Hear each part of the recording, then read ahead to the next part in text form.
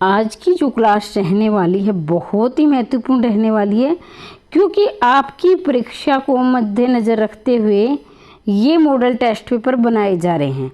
कहने का अभिप्राय ये है कि 2024 में जो आपकी परीक्षा होगी उसी के अनुसार कैसे प्रश्न बनेंगे और उसी के अनुसार ये मॉडल टेस्ट पेपर बनाए जा रहे हैं। जो प्रश्न सिलेक्टेड है, यानी जो महत्वपूर्ण प्रश्न हैं वो लिए जा रहे हैं। तो वीडियो को शुरू से लेकर अंत तक अवश्य देखें। नमस्कार दोस्तों, स्वागत है आपका सक्सेस इन हिंदी एकेडमी में। आगे बढ़ने से पहले चैनल को सब्सक्राइब कर लें, क्योंकि अगर पहली बार चैनल पर आए हैं तो यहाँ हिंदी साहित्य की बहुत ही अच्छी क्रमबद्ध रूप से तैयारी करवाई जा रही है। अगर आपको इनके नोट्स चाहिए तो 90 68 68 49 54 पर मैसेज करके इसे प्राप्त कर सकते हैं। इसकी PDF संपूर्ण हिंदी साहित्य के नोट्स सिर्फ आपको 199 रुपये में मिल जाएंगे। बाद में इसकी फीस बढ़ा दी जाएगी, तो अभी से प्राप्त कर लें और अपनी तैयारी को नियमबद्ध रूप से शुरू कर दें।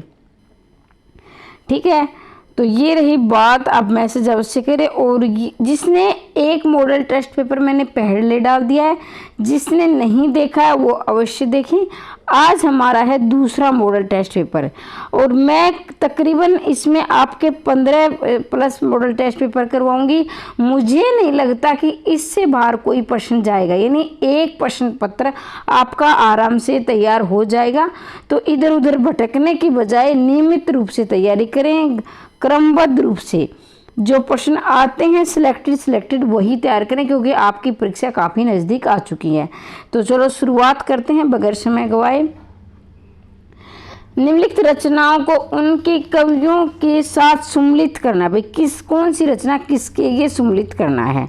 ठीक है, तो यहाँ देखेंगे बात बोलेगी रहेगी आपकी शमशेर बहादुर सिंह की। भाई बहादुरों की क्या बोलती है, बात बोलती है, क्योंकि बोलते हैं ना कि जबान के बड़े पक्के हैं, बात के बड़े पक्के हैं। तो याद रखेंगे जो बहादुर होते हैं वो उनकी तो बातें ही बोलती है। फिर है सामग्री, तो ये सम्राज्ञी है। ऐसे देखा जाए तो ये आगे की है। किसकी है? आगे की। यमुना के प्रति है केदारनाथ अग्रवाल की है। अकाल में सारस केदारनाथ सिंह की है। तो ध्यान रखेंगे आपके हिंदी में 2 केदारनाथ हुए हैं, एक है केदारनाथ सिंह और एक है केदारनाथ अग्रवाल। बहुत सारे बच्चे केदारनाथ अग्रवाल और केदारनाथ सिंह में कंफ्यूज रहते हैं। तो इसलिए जो भी रचना याद करें तो उसमें, क्योंकि हम कई बार देखते हैं ना कि इससे मिला लेते हैं, जो ट्रिक लगा लेते हैं, तो उस ट्रिक लगाने के साथ साथ अग्रवाल और सिंह को भी याद रखेंगे। तो वह फिर से बता देती हूँ, बात बोलेगी शमशेर बहादुर, क्योंकि बहादुरों की क्या बोलती है, बात बोलती है। सामग्री यानी सम्राज्ञी, यानी जो महान होते हैं, जैसे सम्राट और सम्राज्ञी बोलते हैं ना, वो ये आगे यमुना के प्रति केदारनाथ अग्रवाल, अकाल में सारस केदारनाथ सिंह। अब देखो यहाँ अगर आपने केदारनाथ याद कर लिया तो देखो ये लास्ट में सारस आ रहा है, तो इसमें भी क्या लास्ट में सिंह आ रहा है, तो सहसे सारस सहसे सिंह। तो यहाँ तो आप केदारनाथ अग्रवाल को हटा सकते हैं। आगे बढ़ते देखो भाई, ये जो भी प्रश्न आए हैं मैं बहुत ज़्यादा बढ़ा चढ़ा कर नहीं कहूँगी, ये बार बार पूछे हुए प्रश्न हैं। निम्नलिखित काव्य करते हुए कृतिकारों को सम्मिलित करना है। भाई ये फिर सम्मिलित करने वाला आ गया आपका। ठीक है, तो यहाँ देखेंगे आप ईश्वर की अध्यक्षता आपके रहेंगे लीलाधर जगुड़ी। ईश्वर की अध्यक्षता रहेगी लीलाधर जगुड़ी। फिर अबूतर कबूतर रहेंगे आपके उदय प्रकाश। आत्महत्या के विरुद्ध, तो ये क्या है, रघुवीर सहाय। फिर है जलसाघर रहेंगे आपके श्रीकांत। एक बार फिर से देख ले। देखो ईश्वर की अध्यक्षता रहेंगे आपके, थोड़ा सा इनको जूम कर देती हूँ। ईश्वर की अध्यक्षता आपकी लीलाधर जगुड़ी। और फिर है अबूतर कबूतर उदय प्रकाश। और आत्महत्या के विरुद्ध रघुवीर सहाय, जलसागर श्रीकांत।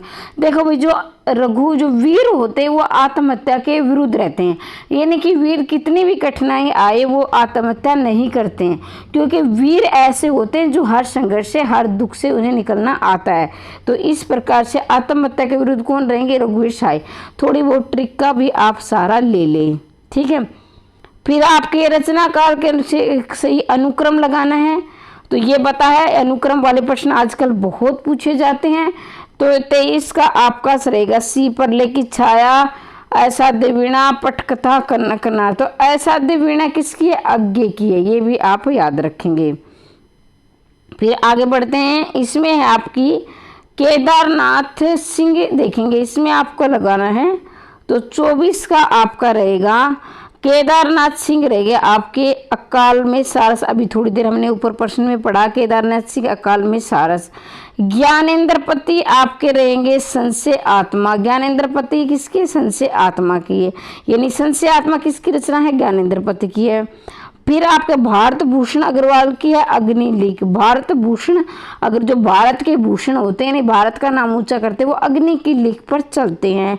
डी की रहे कुंवर नायडू। जो कुंवर होते हैं, जो जवानों को कुंवर बोला जाता है, जो नौजवान होते हैं उसे कुंवर बोला जाता है।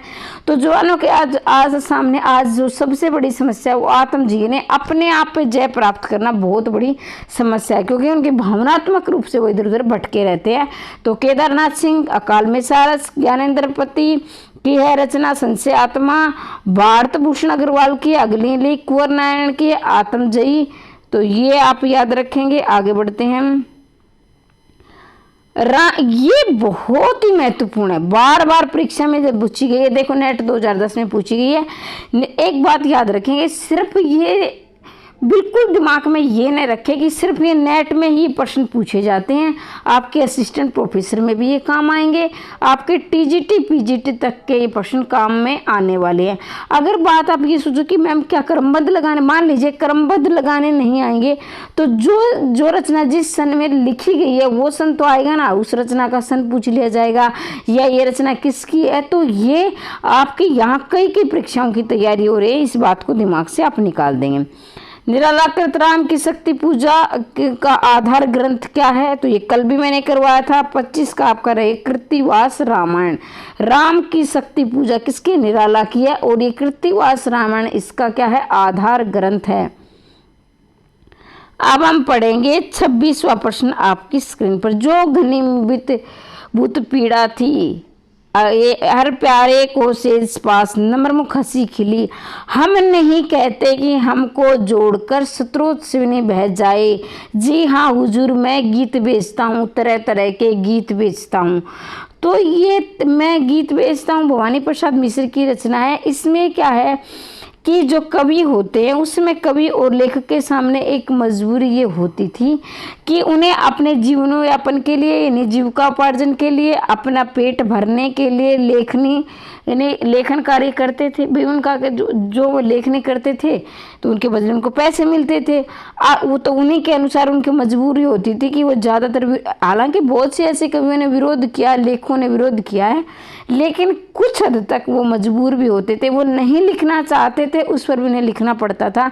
जैसे रीतिकाल के कवि हैं, वो क्या अपने आश्रयदाताओं को प्रश्न नहीं करते तो उनको पैसे नहीं मिलते तो उनकी ज़िंदगी कैसे चलती। तो इस प्रकार से इसमें एक भवानी प्रसाद मिश्र ने यही दिखाया है।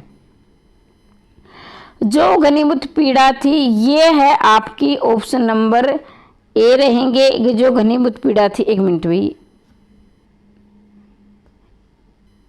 ये घनीभूत पीड़ा थी, ये आपकी रहेंगी ऑप्शन नंबर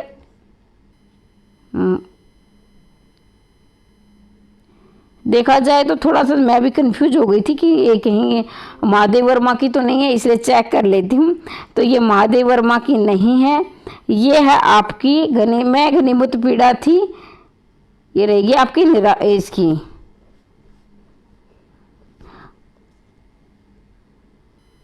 एक मिनट, जयशंकर प्रसाद की। भाई मैं घनीभूत पीड़ा थी किसकी है? जयशंकर प्रसाद की है। जो प्यारे को सेज पास नर्मख हंसी खिली खिली, जो प्यारे को सेज खिली खिली, तो ये है आपकी 3 है ये निराला की। ये जयशंकर प्रसाद जो गणित पढ़े थे ये जयशंकर प्रसाद की है, और जो है हर प्यारे से जमन हंसी के लिए निराला की है। हम नहीं कहते कि हमको जोड़कर स्रोत सुनी बह जाए, ये किसकी है? अज्ञे की है। जी हाँ, हजूर मैं गीत बेचता हूँ, तरह तरह के गीत बेचता हूँ। ये भवानी प्रसाद मिश्र की है। एक बार फिर से देख ली, जो घनीभूत पीड़ा थी। और ये कंफ्यूज मैं भी हो गई थी कि मैं महादेव वर्मा को देख रही थी यहाँ, क्योंकि महादेव वर्मा एक रहस्यवादी कवित्री थी, वो छायावाद में रहस्यवाद से प्रभावित है। उनकी रचनाओं को आप पढ़ोगे तो वो क्या अज्ञात प्रियतम को संबोधित करते हुए रचनाएं लिखी हैं। तो वो भी घनीभूत पीड़ा में, मतलब पीड़ा में उनका जो हृदय था वो पीड़ा में था, वो अज्ञात प्रियतम को संबोधित करते हुए उन्होंने रचनाएं लिखी हैं। तो यहाँ मेरी तरह कंफ्यूज मत होना, ध्यान रखना, जो घनीभूत पीड़ा थी जयशंकर प्रसाद की है। हर प्यारे को शेष पास नमन मुख ये है निराला की है। हम नहीं कहते कि हमको जोड़कर स्रोत सुनी बह जाए, ये अज्ञे की है। जी हाँ, मैं हुजूर गीत बेचता हूँ, तरह तरह के गीत बेचता हूँ। ये भवानी प्रसाद मिश्र की है। अब 27वां प्रश्न आपके स्क्रीन पर है। 27वां प्रश्न का आप देखेंगे, आपको ये कालक्रम की दृष्टि से लगाना है। तो यहाँ आपका रहेगा ऑप्शन नंबर ए रहेगा। तो इसमें आपका इंद्रधनुष रोंदे हुए ये 1957 की रचना है, और किसकी है? अज्ञे की है। थोड़ा सा मैं इधर कर लेती हूँ। इंद्रधनुष रोंदे हुए ये 1957 की है, और किसकी है? अज्ञे की है। ए इसका उत्तर रहेगा, अज्ञे की रचना है। फिर सीढ़ियों पर धूप में, भाई जो धूप में यानी कठोर धूप में जो सेवा करते हैं वो बड़े वीर होते हैं, तो ये रघुवीर शाह की है। और ये किसके? 1960।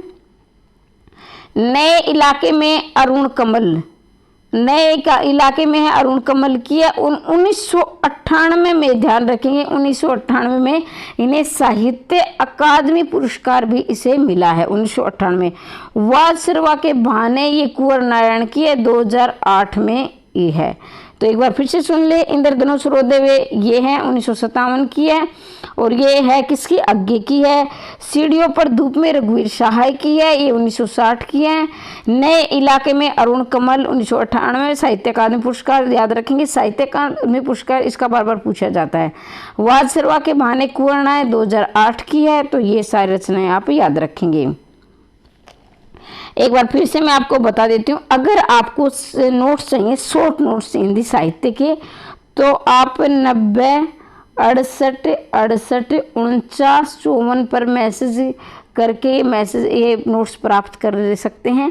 बाद में इनकी फीस बढ़ा दी जाएगी, अब इनकी इतनी फीस नहीं है, तो आप ले सकते हैं। और सभी परीक्षा की दृष्टि से बहुत महत्वपूर्ण नोट्स हैं।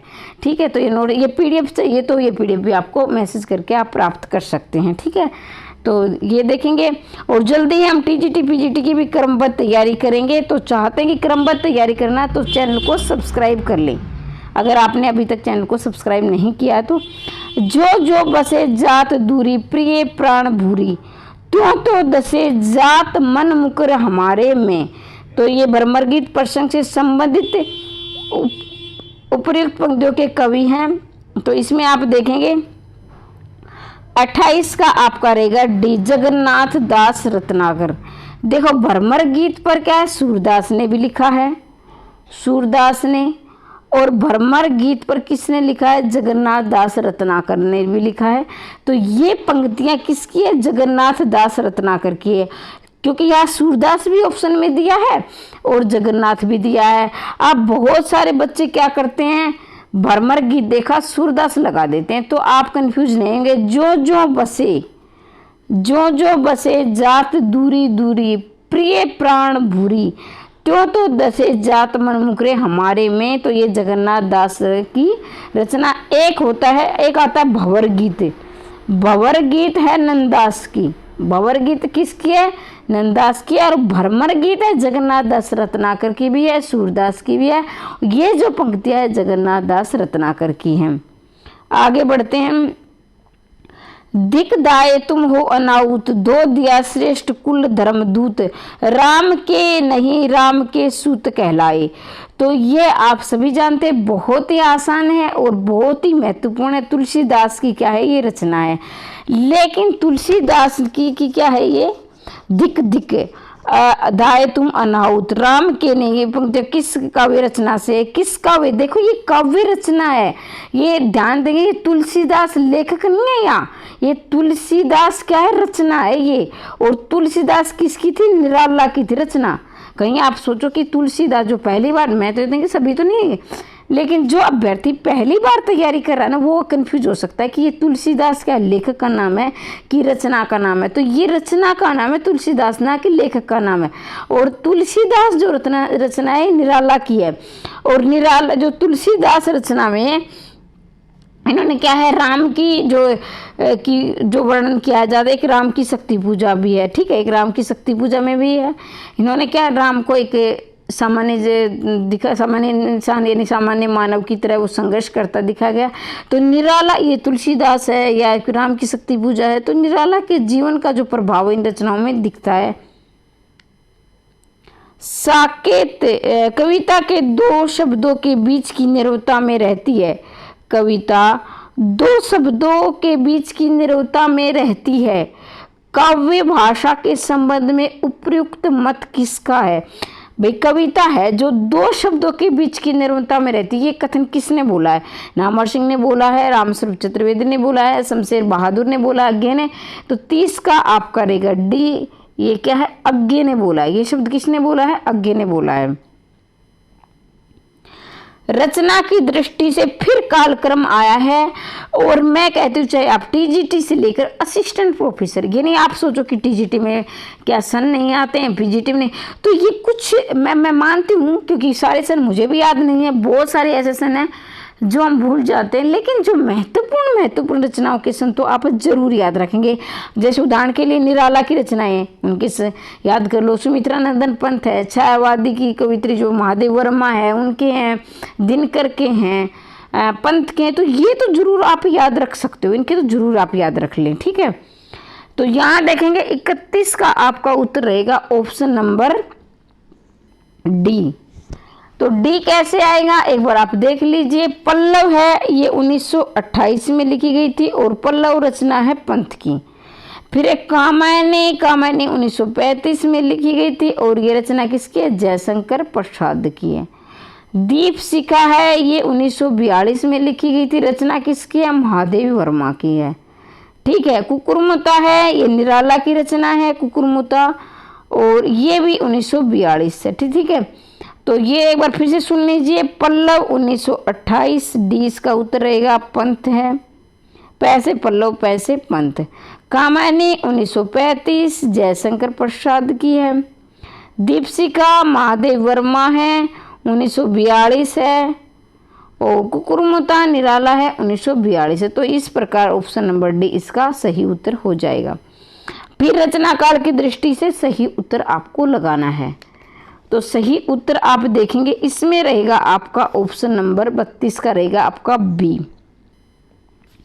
युकी गंगा केदारनाथ। सतरंगे पंखों वाली, तो सतरंगे एक है सतरंगिनी और एक सतरंगे पंखों वाली। तो सतरंगिनी जो रचना है सतरंगे पंखों वाली नागार्जुन की है, किसकी है, नागार्जुन की है। तो देखो सतरंगे पंखों वाली को क्या खा गया, नाग खा गया।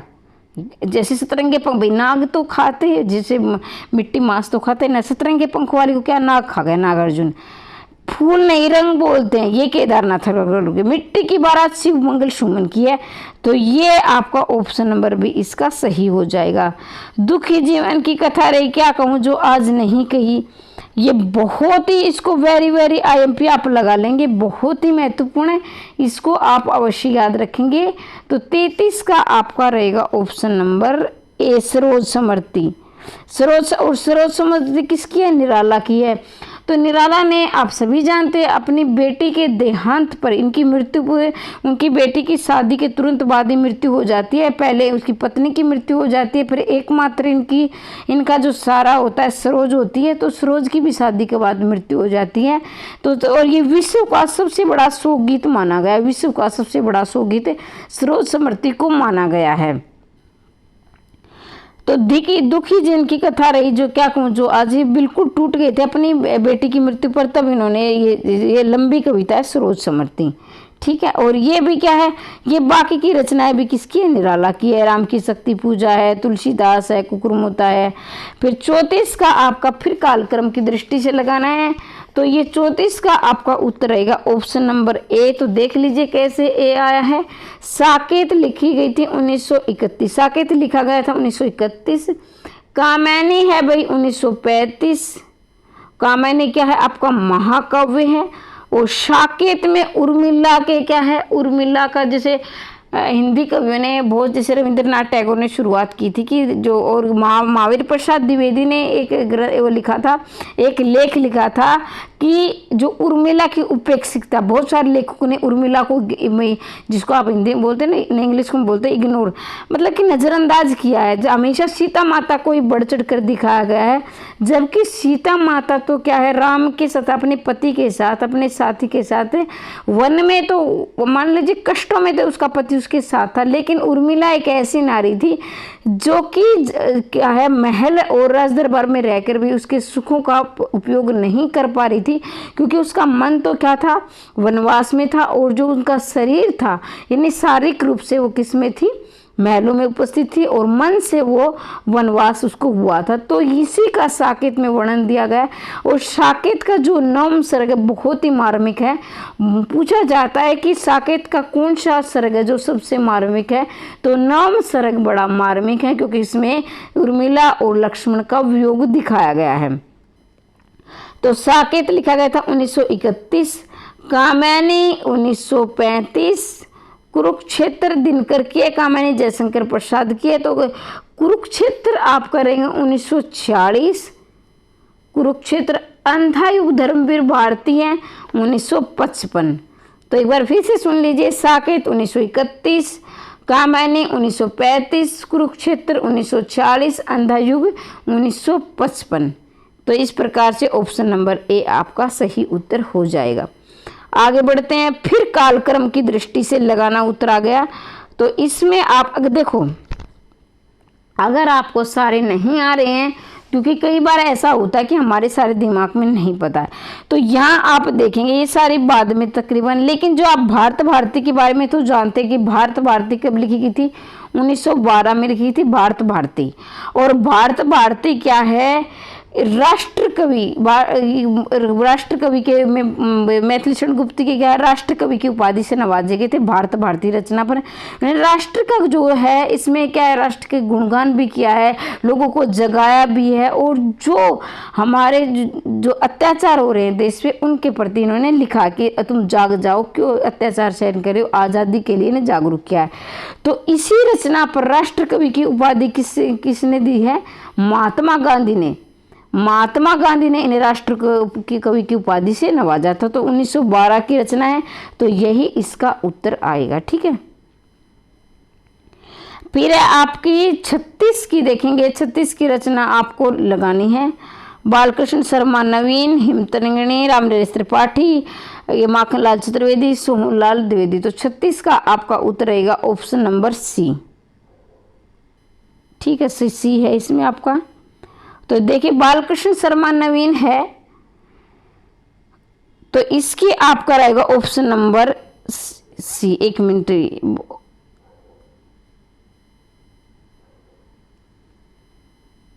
बालकृष्ण शर्मा रहेंगे आपके ऑप्शन नंबर सी। बालकृष्ण ये क्या है, हम 22 जन्म की, बालकृष्ण शर्मा नवीन हम 22 जन्म के। रामनरेश त्रिपाठी, रामनरेश त्रिपाठी आपके रहेंगे ऑप्शन नंबर सी। पथिक, पथिक किसकी रचना है, रामनरेश त्रिपाठी की है।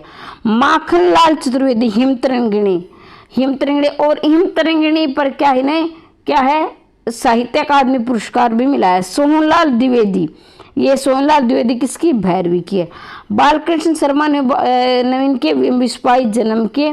रामनरेश त्रिपाठी पथिक है। माखनलाल चतुर्वेदी 19 हिमतरंगिणी, सोहनलाल द्विवेदी भैरवी। तो इस प्रकार से आप मिला लेंगे, ऑप्शन नंबर सी इसका सही उत्तर हो जाएगा। फिर अब हम चलते हैं 37वें प्रश्न की तरफ।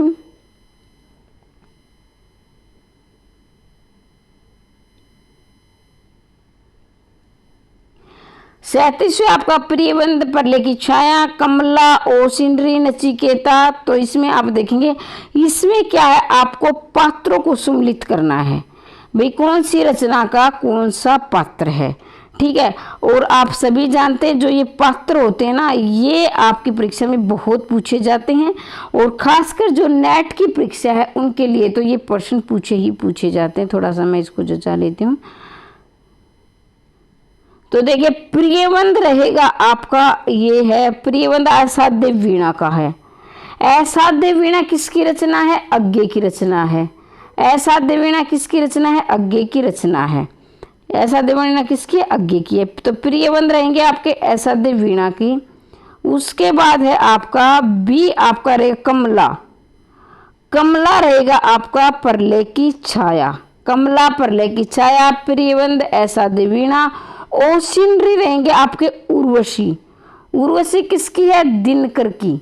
उर्वशी किसकी रचना है? दिनकर की है। नचिकेता है आपकी आत्मजयी। नचिकेता आत्मजयी, और आत्मजयी किसकी है? कुंवर नारायण की रचना है।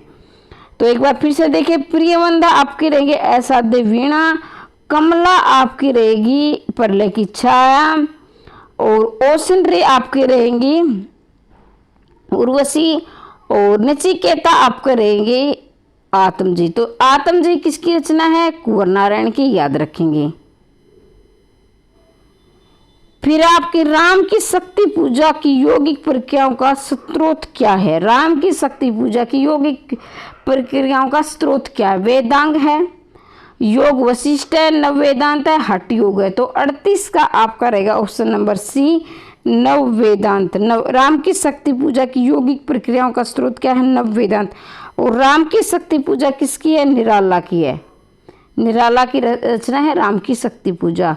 फिर आपको देखना है, ये भी आपका मिलान वाला है, ये आपको मिलान करना है।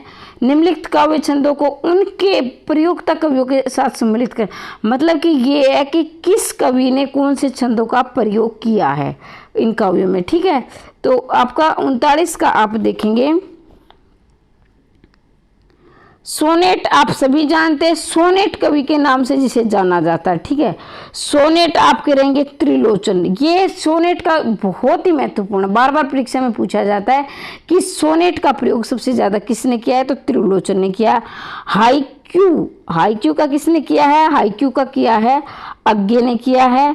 और शवैया का किसने किया है? गया प्रसाद शुक्ल स्नेही ने किया है। और कवित का किसने किया है? अयोध्या सिंह उपाध्याय हरिओद।